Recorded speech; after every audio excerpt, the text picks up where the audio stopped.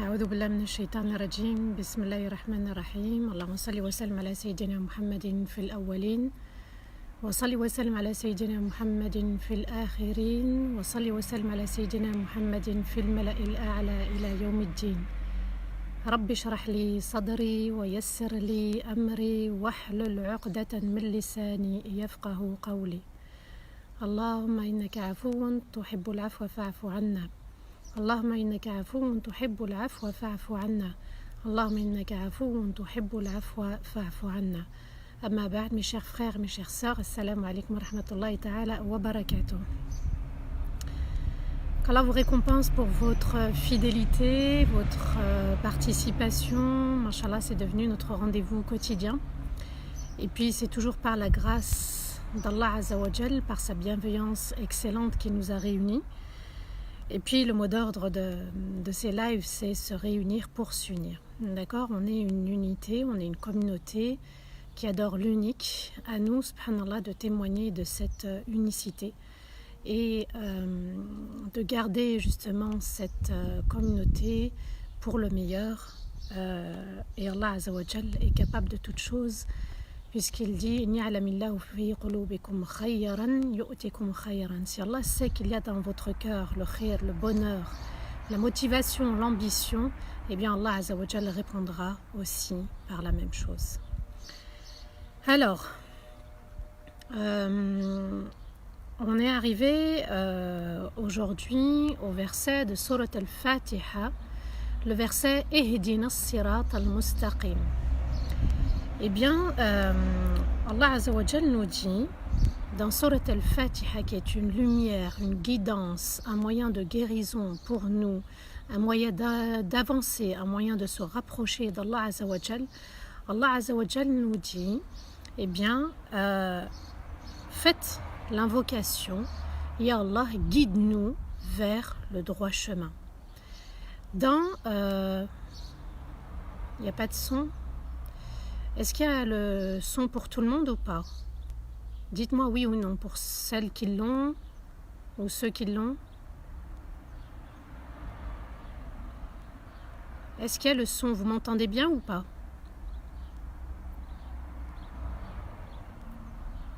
Oui ou non?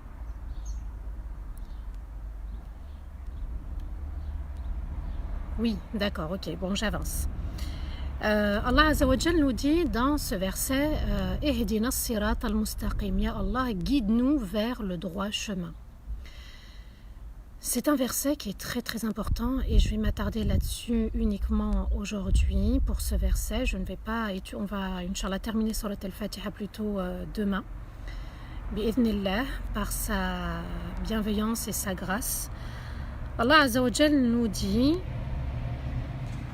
بسم الله الرحمن الرحيم الحمد لله رب العالمين الرحمن الرحيم مالك يوم الدين إياك نعبد وإياك نستعين اهدنا الصراط المستقيم صراط الذين أنعمت عليهم غير المغضوب عليهم ولا الضالين آمين. Allah Azza wa Jal nous dit Ihdina as-sirat al-mustaqim, guide-nous vers le droit chemin. Et on avait vu hier l'importance de Iyyaka na'budu wa Iyyaka nasta'in. Et je rappelle toujours ce verset magnifique du voyage nocturne, le verset 82. Allah Azza wa Jal nous dit Wa nunazzilu min al-Qur'ani ma huwa shifa'un wa rahmatun lil mu'minin. Et nous faisons descendre du Coran un moyen de guérison et une bienveillance excellente pour les croyants. Il est important de méditer ce verset. Il est important, subhanallah, d'ancrer Surat al-Fatiha dans son cœur et dans as-salat. Dans ce verset, Allah Azza wa Jal nous amène, nous demande de l'invoquer et d'invoquer aussi de rester tous ensemble sur le droit chemin. Alors vous avez bien compris que dans Surat al-Fatiha, on a démarré par demander l'aide d'Allah Azza wa Jal. Ensuite, on a fait l'éloge du maître des mondes, Rabbul Alamin. Ensuite, on a enchaîné avec la royauté d'Allah. Ensuite, on a développé aussi l'invocation d'Allah, Iyyaka na'budu wa iyyaka nasta'in, cette invocation dont l'objectif est l'adoration d'Allah et son aide. Et subhanallah, dans le verset d'hier, Allah a devancé l'adoré à son adoration. Allah a parlé de lui avant même qu'on l'adore. Comme si Allah Azza wa Jal nous dit le moyen, comme si Allah nous disait l'adoration est un moyen de se rapprocher d'Allah. Et l'adoration est le plus grand moyen de témoigner également de son humilité vis-à-vis d'Allah Azza wa Jal et aussi lui vouer une adoration où on témoigne de son unicité. Et pour ça, subhanallah, l'aide d'Allah elle est précieuse.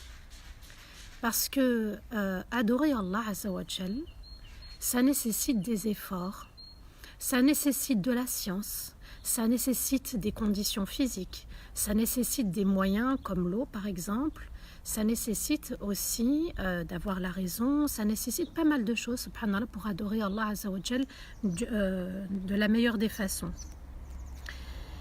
Et adorer Allah a pour objectif d'avoir la satisfaction d'Allah Azza wa Jal.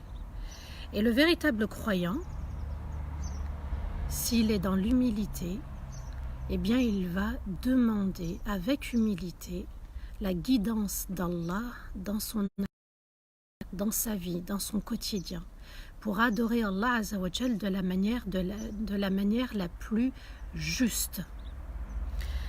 Et la guidance, subhanallah, elle est de différentes façons. Quand on médite ce verset, eh bien, premièrement, il y a la guidance qu'Allah Azza wa Jal a créée, celle de la fonction de chaque chose. Le soleil a été créé pour briller, réchauffer. Par exemple, l'abeille a été créée pour produire du miel. L'air pour qu'on le respire, etc. Chacun a une fonction. Notre nez pour respirer, notre main pour toucher, pour saisir, pour prendre, pour maintenir, pour caresser, l'oreille pour écouter. Donc chaque chose, Allah Azza wa Jal l'a créée avec perfection. Et dans Surat Taha, le verset 50, Allah Azza wa Jal nous dit قَالَ رَبُّنَا الَّذِي أَعْطَى كُلَّ شَيْءٍ خَلْقَهُ ثُمَّ هَدَى. Allah Azza wa Jal nous dit, en parlant de Moussa lorsqu'il va répondre à Pharaon, il lui dit, notre Seigneur, c'est lui qui a créé toute chose et l'a guidé vers la chose, vers la fonction qui est vouée pour. Et subhanallah, cette réponse a été donnée par Moussa alayhi salatu wassalam lorsque Pharaon lui a posé la question قال فمن ربكما يا موسى. Ya Moussa, qui est votre Seigneur, en s'adressant à Moussa et Haroun, qui est votre Seigneur? Eh bien, quand on médite le verset Rabbul Alamin, Ar-Rabb, c'est celui aussi qui a créé toute chose et lui a donné sa fitra, sa nature. Ça signifie quoi? Que chaque chose a une fonction. Ça signifie quoi? Qu'il faut méditer chaque chose. L'eau pour se purifier, l'eau pour se laver, l'eau pour arroser, l'eau qui tombe des cieux pour pouvoir arroser la planète. Vous voyez, subhanallah, l'eau pour se baigner. Allahu Akbar. Donc, c'est important dans chaque chose d'y voir la grandeur divine. Donc, la guidance de chaque créature a sa propre fitra, sa propre nature. Il y a une autre guidance, la guidance des sens. C'est-à-dire que par exemple, le toucher pour reconnaître le chaud, le froid, pour caresser, pour prendre, pour saisir. Le goût, par exemple, pour reconnaître le sucré et du salé. Est-ce qu'il manque du sel? Est-ce que c'est acide? Est-ce que c'est amer? On a aussi, par exemple, la vue. La vue, c'est pour voir, pour regarder, pour observer, pour analyser, pour lire le Coran notamment. Et puis aussi, subhanallah, l'ouïe, l'odorat, nos 5 sens. Ça, c'est la création d'Allah. Quand Allah dit wa huwa aqrabu ilaykum min hablil warid, il est encore plus proche de vous que la veine jugulaire, et bien subhanallah, même dans notre corps, on doit y voir la création d'Allah. Les intestins ont une fonction, le pancréas a une fonction, le foie a une fonction, les ongles ont une fonction, les cheveux ont une fonction, la circulation sanguine, etc. Et puis Allah Azza wa Jal nous a créés avec des émotions, des sentiments, l'émotion de la tristesse, de l'amour pour aimer Allah, pour avoir de l'ambition, pour désirer, pour avoir des objectifs. Il y a la colère, la tristesse, etc. Allah Azza wa Jal nous a créés comme ça. Il y a la peur, il y a l'angoisse, l'anxiété. Tout ça, subhanallah, fait partie de la création de sa majesté. Et puis aussi dans sa création, il y a la raison. Celle qui nous permet de trouver le juste milieu, celle qui nous dit ben là je vois pas très bien, là c'est trop chaud, là il va falloir que je dose. Et puis subhanallah, il y a une autre forme de guidance, c'est la guidance des prophètes et des messagers. Ça signifie quoi? Quand on prend le verset de Surat Ash-Shura, le verset 52, Allah nous dit وَلَكِنْ جَعَلْنَاهُ نُورًا نَهْدِي بِهِ مَنْ نَشَاءُ مِنْ عِبَادِنَا وَإِنَّكَ لَتَهْدِي إِلَى صِرَاطٍ مُسْتَقِيمٍ. Mais nous avons fait du livre une lumière afin de guider qui nous voulons parmi nos serviteurs. Et tu es certes celui qui oriente, celui qui guide vers le droit chemin. Allah nous dit en parlant du Coran, mais nous avons fait du livre une lumière afin de guider qui nous voulons parmi nos serviteurs. Ça signifie quoi? Que le Coran est une guidance. Que si à un moment donné dans ma vie, je rencontre un obstacle, une difficulté, une épreuve insurmontable ou une passion, un péché pour lequel je n'arrive pas à m'en débarrasser, je suis dans une impasse, Allah nous dit quoi? Voilà la lumière. Nous avons fait du livre une lumière afin de guider qui nous voulons parmi nos serviteurs. Donc vous voyez que Allah Azza wa Jalla nous dit dans ce verset que même parmi les serviteurs, il va choisir une certaine catégorie pour les guider, pour leur offrir sa lumière. Alors bismillah, faisons le choix de faire partie de cette catégorie, c'est-à-dire que choisir de se purifier, choisir d'exceller dans sa foi, choisir d'être le meilleur, de donner le meilleur et de montrer le meilleur et d'apporter le meilleur pour pouvoir faire partie de ces gens-là, de ces serviteurs-là, de cet invité spécial. Et puis, chacun parmi nous mérite d'être un invité spécial et il est un invité spécial. Et Allah Azza wa Jal guide toujours celui qui veut être guidé. Même quand on est guidé vers la foi, même quand on dit La ilaha illallah, on a toujours besoin d'être guidé encore plus, d'être tiré vers le haut. Parce qu'à un moment donné, on peut faiblir dans une épreuve. Et tu es certes celui qui oriente, qui guide vers le droit chemin, en parlant de Rasulullah sallallahu alayhi wa sallam. Et sa sunna nous guide, sa tradition nous guide, son mode de vie nous guide, ses hadiths nous guident pour celui qui veut bien comprendre les hadiths, les paroles du prophète alayhi salatu salam et les versets. Cherchez toujours la justesse. Le prophète alayhi salatu salam a mis en garde contre le zèle. Et ça n'est pas bon le zèle de vouloir trop en faire et à la fin de ne pas en faire du tout ou pas assez. Le Coran est une guidance, le Coran est une lumière. Je répète le verset وَنُنَزِّلُ مِنَ الْقُرْآنِ مَا هُوَ شِفَاءٌ وَرَحْمَةٌ لِلْمُؤْمِنِينَ. Et nous faisons descendre du Coran un moyen de guérison et une bienveillance excellente pour les croyants. Faisons de Surat al-Fatiha un moyen de guidance dans la salat. Exceller dans la prière, exceller dans la compréhension des versets, exceller dans la proximité, l'intimité avec Allah. Ihdina as-sirat al-mustaqim, c'est l'orientation donc des prophètes et des messagers qui nous ont permis de pouvoir lire Surat al-Fatiha aujourd'hui, parce qu'il y a eu tous les livres. Et parmi tous ces livres, subhanallah, Allah Azza wa Jal a résumé les livres sacrés, même le Coran, dans Surat al-Fatiha. Et dans Surat al-Fatiha, Allah Azza wa Jal va résumer cette sourate et tout le Coran, tous les livres sacrés dans Iyyaka na'budu wa Iyyaka nasta'in. L'amour, la crainte, l'espoir, l'aide, l'humilité. la remise en question, la proximité avec Allah Azza wa Jal, la fierté, l'honneur d'aller prier, l'honneur d'aller adorer Allah Azza wa Jal, c'est un privilège, un cadeau qu'Allah nous a offert. Donc après la lecture et la méditation de Surat al-Fatiha, surtout ce verset Ihdina sirat al-mustaqim, je me dis, je suis vers le chemin de la guidance. Donc Ihdina sirat, donc j'ai pris le chemin. Et dans ce chemin que j'ai pris, eh bien je vais encore demander la guidance d'Allah Azza wa Jal. Donc je suis vers le chemin de la guidance. Je l'ai pris ce chemin et je suis en chemin vers Allah. Quand je décide d'adorer mon Seigneur à travers as-salat, à travers cette magnifique lumière qui est Surat al-Fatiha, je décide d'entreprendre le chemin vers la rencontre d'Allah. As-sirat signifie en arabe le chemin. Et à l'origine, sirat, normalement, c'est avec un sin, sarata, qui veut dire avaler de la nourriture. Comme si le chemin, subhanallah, avale celui qui le prend. Il l'absorbe, comme si il l'absorbait et il s'éloignait des autres. Ça veut dire quoi en fait?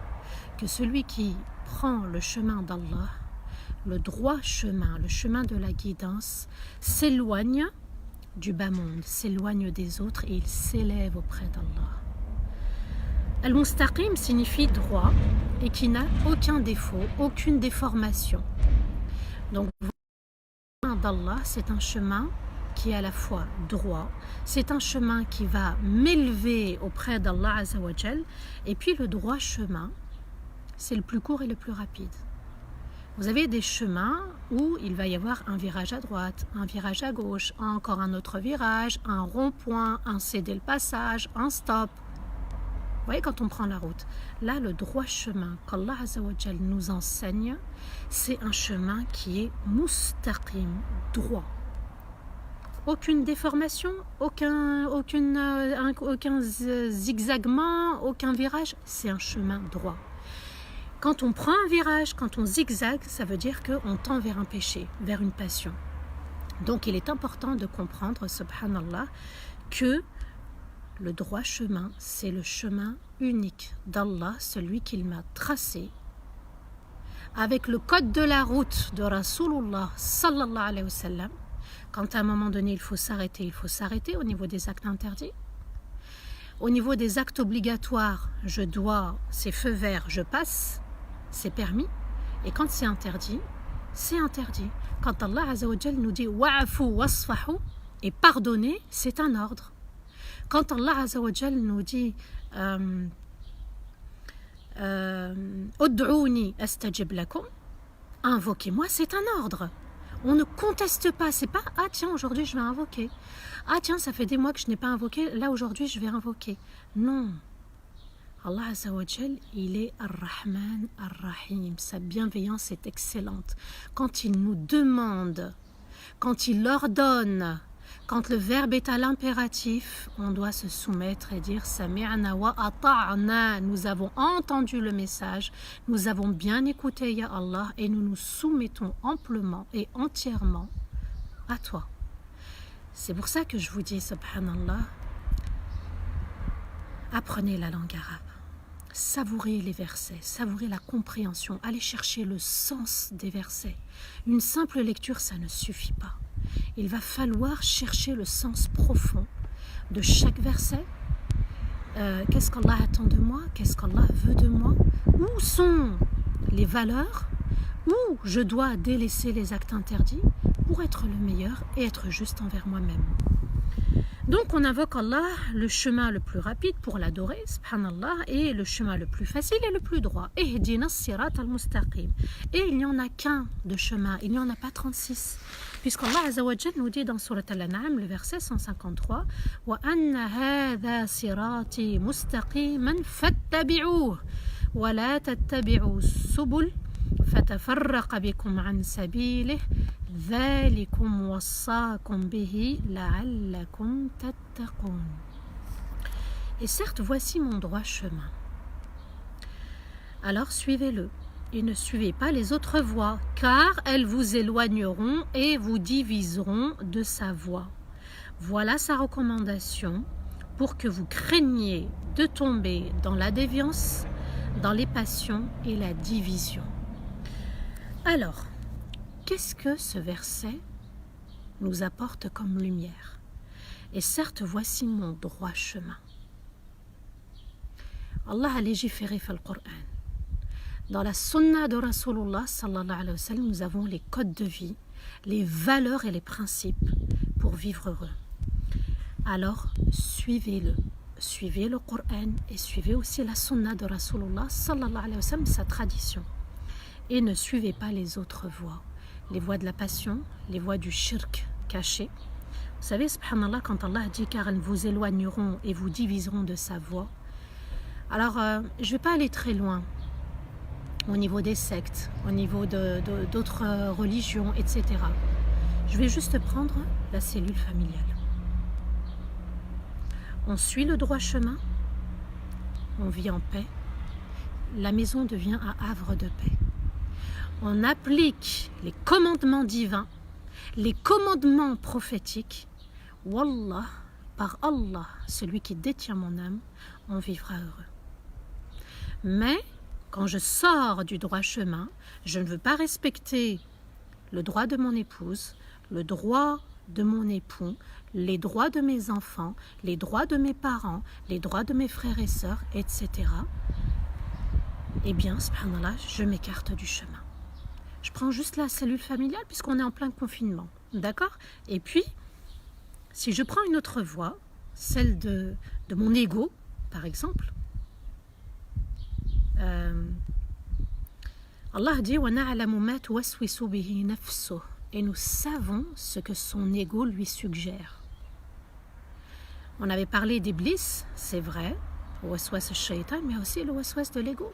L'ego, quand il n'est pas purifié, quand il n'est pas juste, quand il n'est pas sur le droit chemin, quand il est sorti, il s'est écarté.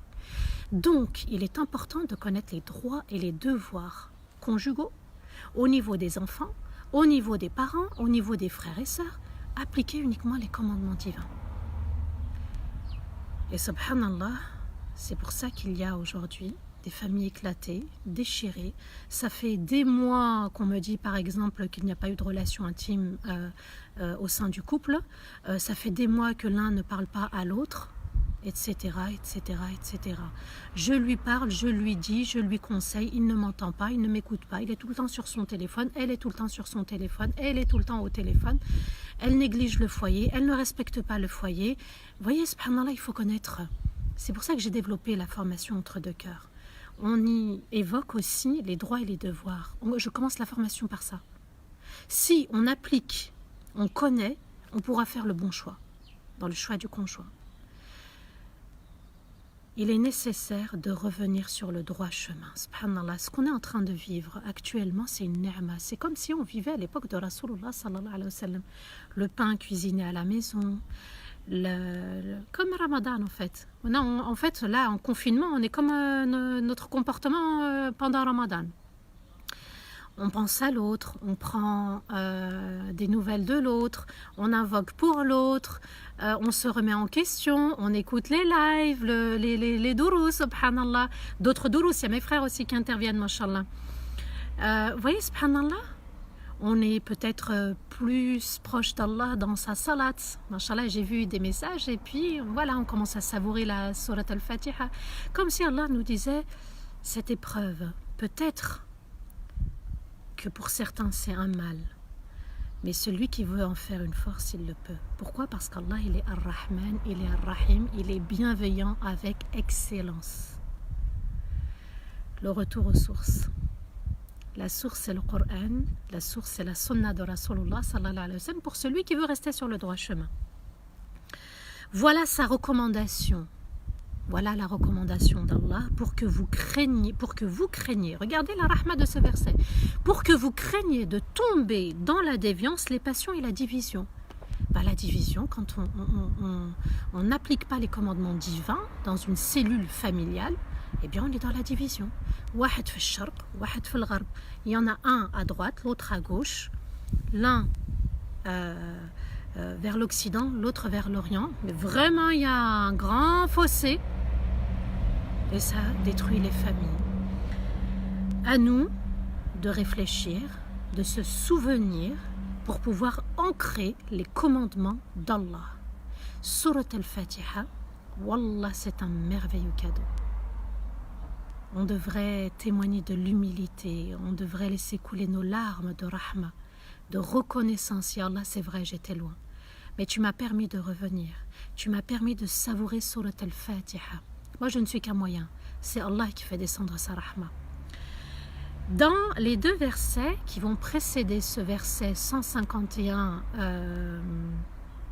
non pardon, oui. Alors oui, 151, 152, puisqu'on était dans le verset 153 de Surat Al-An'am, Allah Azza wa Jal, en deux versets, va évoquer les 10 commandements de Moussa alayhi salatu wassalam. Et vous savez, subhanallah, dans la Torah a commencé par les 10 commandements divins. Bismillahirrahmanirrahim. Voilà les 10 commandements qui ont été cités, mais la Torah a été modifiée. Vous voyez que l'ego n'a pas accepté, en fait, de se plier pour vivre dans une société équilibrée. Alors, je ne vais pas trop m'étaler sur les versets, donc c'est les versets 151 et 152 de Surat Al-An'am. Allah Azza wa Jal va mettre en garde.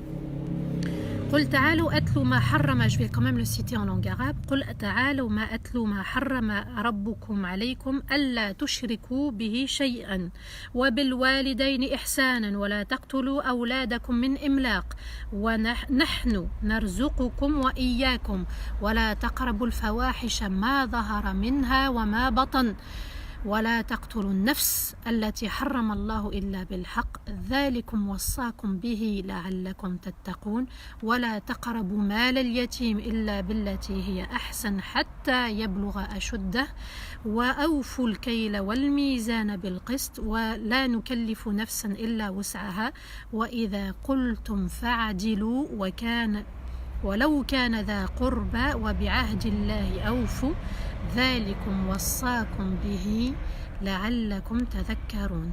Allah Azza wa Jal nous informe de 10 commandements. Et ils sont applicables aussi à nous. Le shirk, le fait d'associer Allah. Et le pire qui puisse arriver, c'est le shirk caché, c'est-à-dire on ne s'en rend même pas compte. C'est grâce à un tel, c'est grâce au médecin, c'est grâce aux médicaments, c'est grâce à ma mère, c'est grâce à un tel, c'est grâce au chien qui a monté la garde, etc. Ensuite, Allah nous demande d'être bienveillants envers nos parents. Ensuite, de ne pas tuer les enfants par peur de la pauvreté. Vous voyez, voilà, c'est mon 4e, c'est mon 5e, ou bien des relations hors mariage, de tuer les enfants. Allah Azza wa Jal nous dit, votre subsistance, c'est moi qui en a la charge.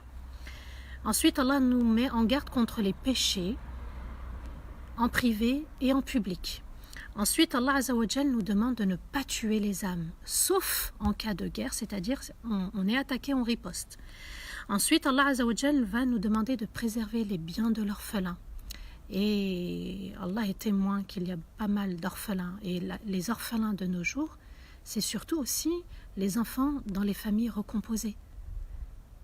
On voit des éclatements, des déchirements, de l'injustice, de la violence. On n'accepte pas les enfants de l'autre, alors qu'islamiquement parlant, ils sont nos propres enfants.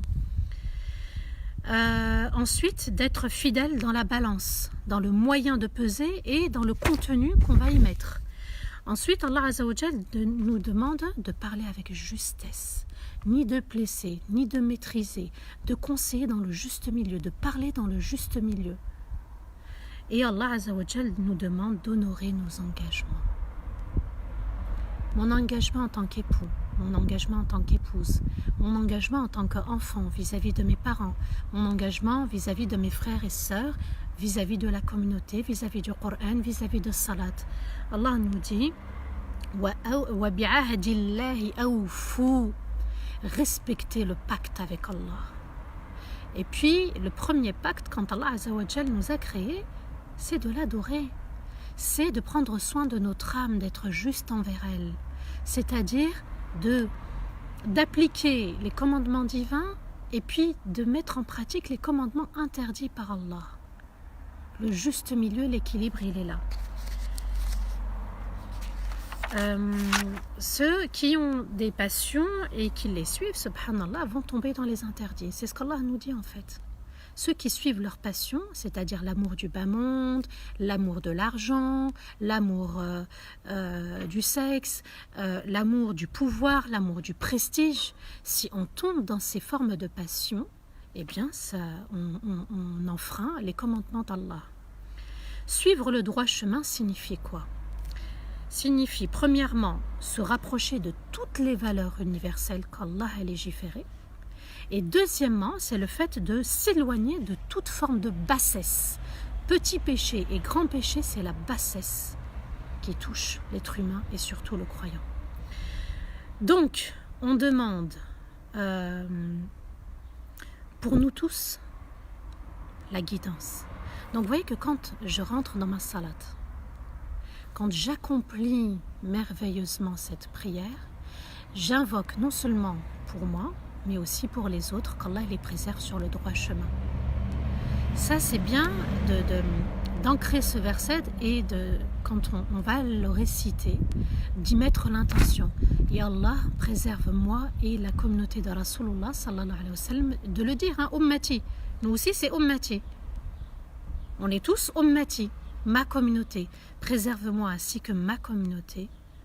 Et préserve-nous et garde-nous sur le droit chemin. Donc vous voyez qu'on est dans le partage, on est dans le souci de l'autre, on est dans la générosité. Et c'est ce qui nous manque aujourd'hui, avoir le souci de l'autre et ne pas penser qu'à soi. Hein? Donc moi j'ai pas, mais je donne du mieux que je peux.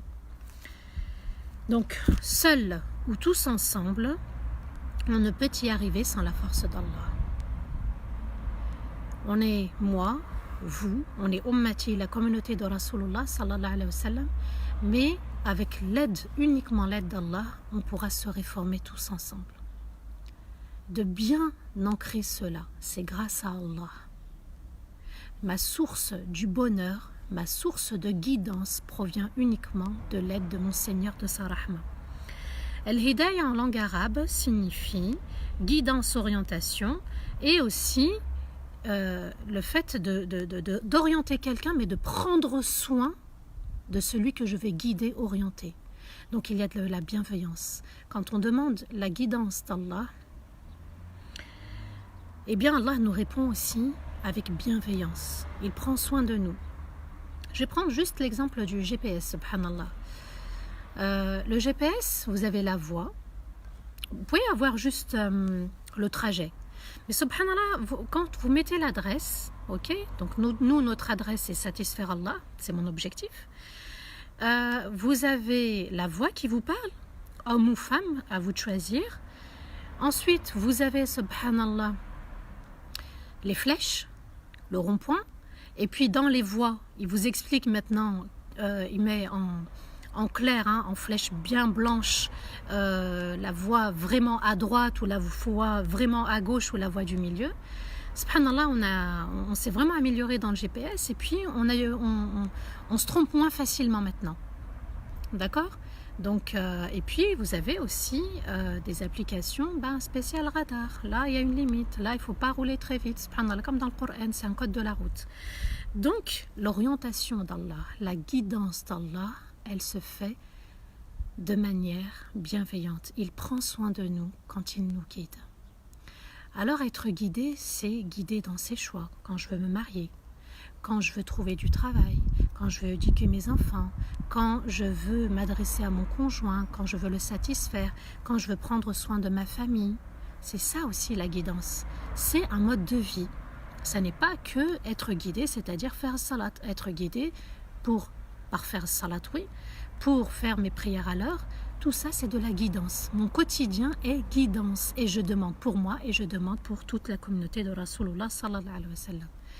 Et subhanallah, ce qui est magnifique, c'est que lorsqu'on invoque Allah par des invocations choisies par Allah, c'est des invocations bénies par Allah, par sa majesté, par celui qu'on admire, par celui qu'on aime, par celui qui mérite qu'on soit reconnaissant envers lui. Allah a choisi la dua Iyyaka na'budu wa iyyaka nasta'in avec fierté. Je suis fière d'adorer mon Seigneur. Ça, il faut l'inculquer aux enfants. Et puis aussi, Ihdina as-sirat al-mustaqim, dans les deux formules, dans les deux versets, dans les deux signes d'Allah, dans ces deux lumières, il y a le nous et jamais le je. Donc vous voyez qu'il est temps de se dire, je fais partie de cette communauté, je dois être bienveillant et bienveillante. Et puis la communauté, ça commence par la cellule familiale. Préserver la cellule familiale, c'est préserver la société, préserver la communauté, préserver la famille mondiale. Et la plus belle chose dans la vie, c'est de connaître Allah. Et cette sourate est magnifique parce qu'elle nous aide à connaître Allah de manière excellente. Toutes les louanges t'appartiennent, ya Allah, parce que j'ai commencé la vie, tu m'as aidé dans cette vie. Tu m'as créé et c'est en ton nom que je célèbre tes louanges d'admiration, d'amour et de reconnaissance. Et tu es d'une bienveillance, d'une compassion, d'une douceur excellente. Et tu es le roi du jour du jugement. J'accepte tes commandements, j'accepte tes limites, j'accepte tes obligations, j'accepte de ne pas te désobéir. Seul toi, nous adorons et seul auprès de toi, nous demandons de l'aide. Alors Seigneur, guide-nous vers le droit chemin, le chemin qui mène vers ta bienveillance, le chemin qui mène vers l'admiration. Tu es le seul que j'aime d'un amour infini dans mon cœur. Ya Allah, tu es merveilleux, tu es magnifique, tu es excellent. Tes choix sont excellents, tes commandements sont excellents, Al-Fatiha est excellente, As-Salat est excellente, les invocations sont excellentes. Cette communauté est excellente. Si je choisis justement de faire en sorte d'être dans l'ihsan, l'excellence de la foi, c'est-à-dire adorer comme si Allah nous voyait. On veut qu'Allah pose son regard sur nous. On veut qu'Allah Azza wa Jal ait un regard de satisfaction. Radiyallahu anhum wa radu anhu. Allah est satisfait d'eux et ils sont satisfaits de leur Seigneur. La plus belle chose donc, c'est de connaître Allah, mais aussi de savourer et de ressentir cette connaissance. Quand on connaît Allah, eh bien, il y a des cadeaux qui descendent, il y a une rahma qui descend.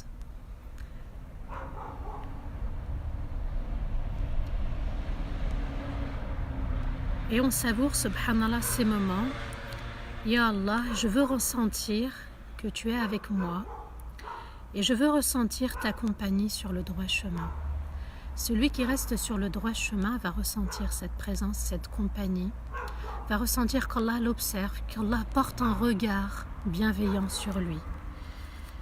C'est un chemin qui nous amène à sa rencontre, c'est-à-dire dans l'au-delà. Le chemin que j'ai choisi de prendre, le chemin, l'adresse que j'ai mis dans mon GPS, c'est d'arriver à sa rencontre, de le voir. Et Allah, je t'ai tellement aimé, j'ai tout fait pour t'adorer du mieux que je peux, je me suis trompée, j'ai glissé, je suis tombée, je me suis relevée, je me suis remise en question.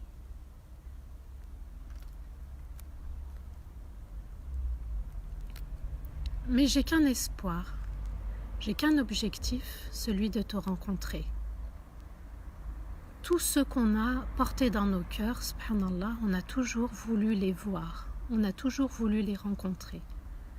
Et faire partie de ces gens qu'Allah a choisi de méditer sur le Al-Fatiha, de savourer cette sourate dans Salat, à chaque fois on se prépare en fait sur terre au rendez-vous dans l'au-delà.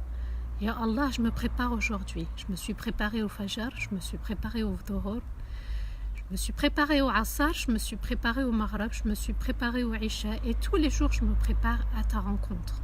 On est à travers cette sourate en train de se rapprocher d'Allah et de prévoir ce rendez-vous, de fixer ce rendez-vous, un rendez-vous qui doit être le plus bel objectif de la vie.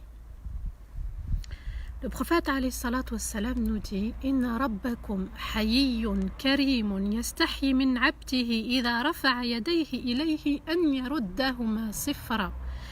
Certes, votre Seigneur est plein de pudeur et de générosité et ne peut pas, par pudeur envers son Seigneur, lui laisser les mains vides après les avoir levées vers lui pour l'invoquer et lui demander sa grâce. Je répète, certes, votre Seigneur est plein de pudeur et de générosité et ne peut pas, par pudeur, par gêne envers son serviteur, lui laisser les mains vides après les avoir levées pour lui demander, en l'invoquant, sa grâce.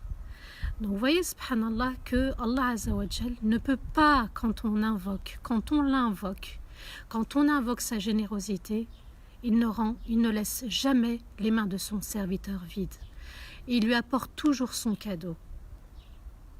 Ud'ouni astajib lakum. Alors, à partir d'aujourd'hui, je décide qu'à chaque rendez-vous de ma prière, ça soit une préparation du rendez-vous excellent avec Allah.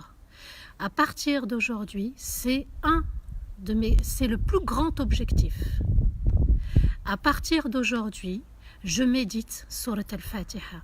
À partir d'aujourd'hui, j'excelle dans ma prière. À partir d'aujourd'hui, je choisis de me réformer, de me remettre en question. À partir d'aujourd'hui, le nœud de la corde avec Allah est vraiment ferme. Donc vous voyez, c'est important. Ce confinement est un khair, ce confinement est une rahma. Ce confinement est une rahma pour toute la communauté. À nous de comprendre le sens de Surat al-Fatiha et de le mettre en pratique. Parmi les cadeaux qu'Allah Azza wa Jal nous offre dans sa droiture, il y a le fait d'obtenir la sagesse. Allah Azza wa Jal nous dit وَمَنْ أُوتِيَ الْحِكْمَةَ فَقَدْ أُوتِيَ خَيْرًا كَثِيرًا. Et celui à qui Allah a offert la sagesse, Allah lui a offert le plus grand cadeau. La sagesse, c'est le fait d'être juste. Al-hikma, c'est le fait d'être juste. Un homme sage, c'est un homme juste. Il ne fait ni de tort à lui-même, ni de tort aux autres. Il applique les commandements d'Allah, il est juste dans sa parole, il est juste quand il écoute. Il ne dit pas « Ah non, non, il a voulu dire ça, elle a voulu dire ça. Ah non, non, non, non, je suis persuadé que tu as voulu faire ci, tu as voulu faire ça. » Il est juste. Il n'y a pas de doute. On trouve une excuse pour l'autre. Et lorsqu'Allah me donne la sagesse, il m'offre la sérénité. Donc vous voyez que le fait de rester sur le droit chemin, Allah fait descendre des cadeaux, la sagesse, al-hikma, qui est la sérénité. D'être juste, subhanallah, ça nous procure quoi? Elle permet d'accepter les épreuves. Je rentre dans salat avec l'aide d'Allah. Bismillahirrahmanirrahim. Alhamdulillah. Ya Allah, j'accepte l'épreuve. Et je suis dans ton admiration. On ne peut pas admirer Allah et ne pas accepter l'épreuve. Donc, Ya Allah, j'accepte l'épreuve. Je t'admire tellement que tu es au-dessus de mon épreuve. Elle permet d'être satisfait d'Allah, d'accepter le destin. Ça fait partie des piliers de la foi. Ar-rida bil qada wal qadar. D'accord? Le bon et le mauvais destin. Alors, on le traduit comme ça mauvais, mais en fait, c'est le destin douloureux. Ok? Il n'y a pas de mauvais, il n'y a pas d'imperfection avec Allah. De vivre le bonheur de la foi, le bonheur de la paix, le bonheur des versets, le bonheur d'une prière où on a médité le Fatiha, le bonheur de vivre en communauté, le bonheur de satisfaire Allah. Le fait aussi d'être dans la droiture, la sagesse et la justesse, c'est aussi le fait de garder espoir. Quand on est dans l'admiration du merveilleux, de l'unique, on est dans l'espoir, puisqu'il nous a donné espoir. Il nous a dit, invoquez-moi, demandez-moi mon aide et je vous aiderai. Il y a aussi dans le fait d'être sur le droit chemin, d'être optimiste. Allah, il est bienveillant. Allah prend soin de moi, je reste optimiste dans la vie. Et puis d'être fort, d'avoir une foi forte, véritable, ancrée. Ensuite, ça procure aussi la confiance en soi. Avoir confiance en soi, c'est quoi? C'est connaître ses défauts, c'est connaître ses qualités et les limites que l'autre n'a pas à transgresser vis-à-vis de moi. Aussi, elle permet de prendre la décision la plus juste, celle qui satisfait Allah et pas mon ego. celle qui va m'aider dans mon quotidien, dans ma vie. C'est le fait aussi d'avoir des objectifs clairs et précis. Satisfaire mon Dieu unique.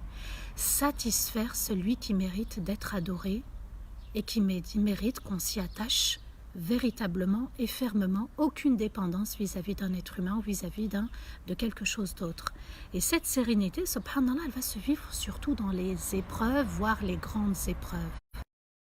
L'exemple de nos prophètes et des compagnons.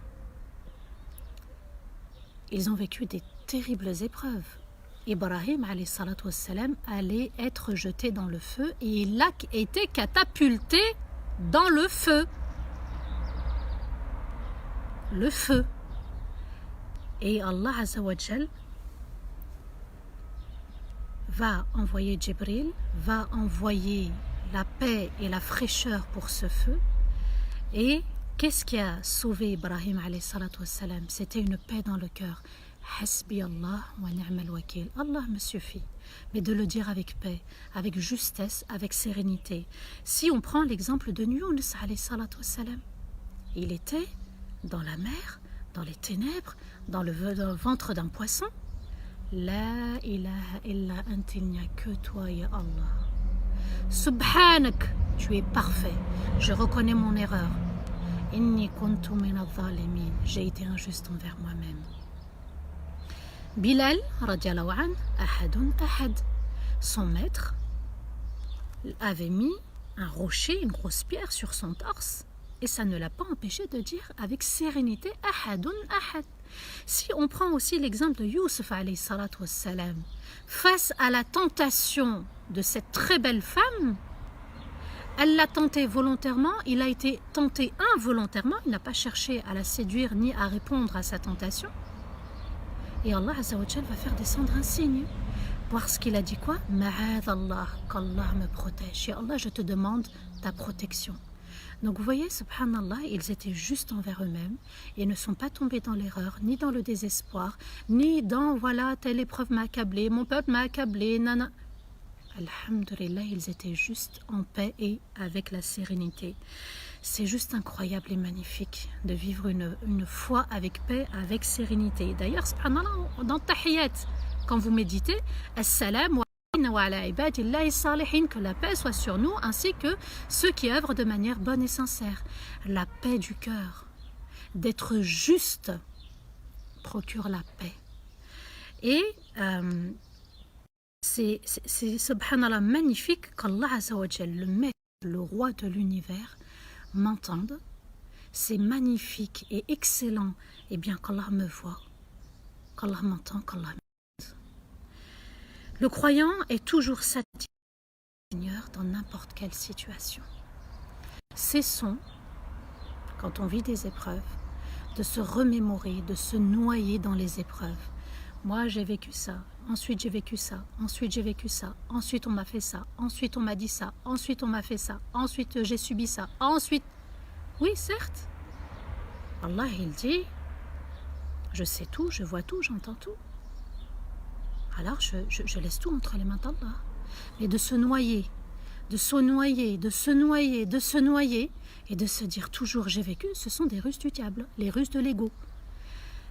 J'ai vécu et alors? J'ai subi et alors? Alhamdulillah, j'avance. Ihdina as-sirata al-mustaqim. Ya Allah, guide-moi vers le droit chemin. J'ai eu un obstacle, mais Allah, guide-moi, aide-moi à avancer dans la vie.